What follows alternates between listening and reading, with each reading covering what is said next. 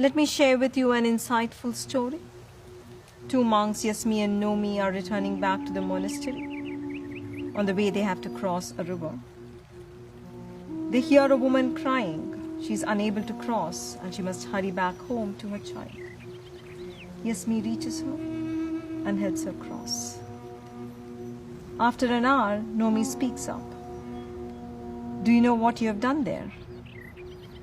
Our master said not to look at a woman. You went and spoke to her. Our master said don't speak to a woman. You touched her. Master said do not touch a woman. You carried her.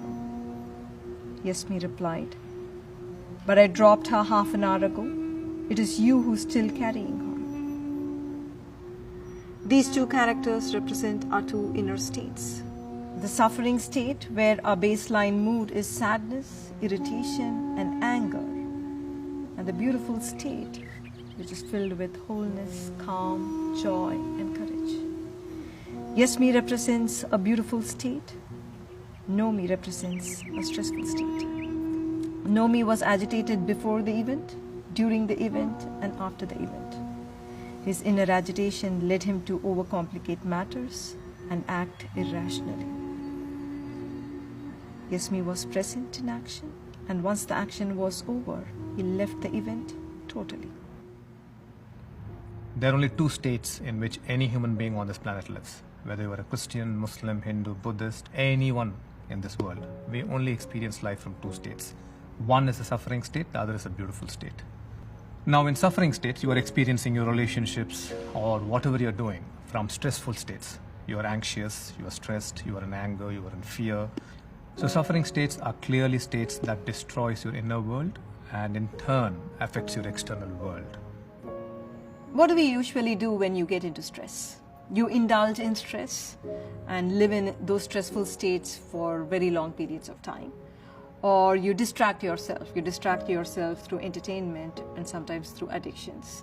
And you experience a dopamine high. But once the dopamine subsides, you again get back into feeling meaningless or purposeless or lonely in life.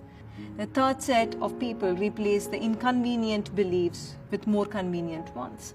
As we observe, the more you try to replace the old becomes much more stronger and more powerful. Whereas on the other hand, beautiful state are states where you experience love, joy, connection, and you are also very, very clear about what you want to do with your life. This journey is not limited to a spiritual seeker. This journey is for anyone and everyone who wants to live a beautiful life.